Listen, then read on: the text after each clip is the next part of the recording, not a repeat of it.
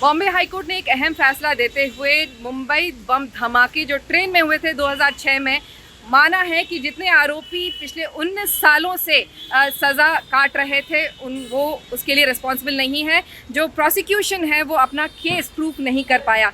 आखिर trial court ने किस आधार पर ये जजमेंट दिया था, आइए बात करते हैं वकील वहाब खान से।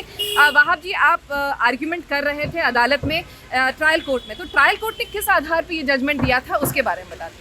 ये जो एक्यूज थे इनिशियली 13 एक्यूज थे और प्रोसिक्यूशन ने इनके अगेंस्ट में कन्फेशन रिलाई किया था ये बोल करके इन्होंने मकोका में वॉलंटरी कन्फेशन दिया है। 13 में से 9 एक्यूज ने इन्होंने कुछ विटनेसेस बनाए थे प्लांटेशन के ऊपर के रेलवे कंपार्टमेंट में बॉम्ब के बैग रखते हुए उन्होंने देखा।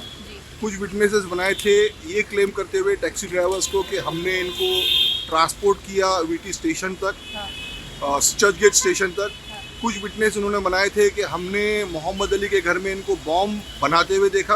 और एक विटनेस इन्होंने बनाया था कि मैंने जो इनको कॉन्स्पिरेसी मीटिंग में डिस्कशन करते हुए देखा।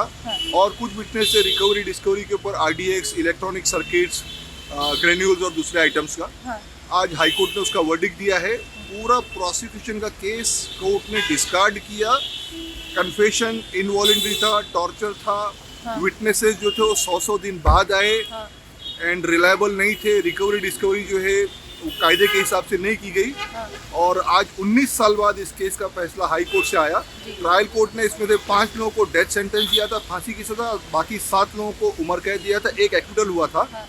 कस्टडी में 12 लोग थे, 12 में से एक डेथ सेंटेंस वाला कमाल अंसारी की डेथ हो गई थी, तो 11 लोग थे। आज इन सब को कोर्ट ने एक्विट कर दिया। तो सर ऐसा कैसे हो सकता है, प्रोसिक्यूशन वही एविडेंस ट्रायल कोर्ट में भी देता है, वही एविडेंस यहाँ पर भी देता है, लेकिन अदालत दोनों अलग अलग रुख करते हैं। वहाँ पर अदालत ने क्या बेसिस पे आधार पे दिया था ट्रायल कोर्ट में? वहाँ तो जो एविडेंस लीड किया प्रोसिक्यूशन का, ट्रायल कोर्ट ने उसको बिलीव किया था।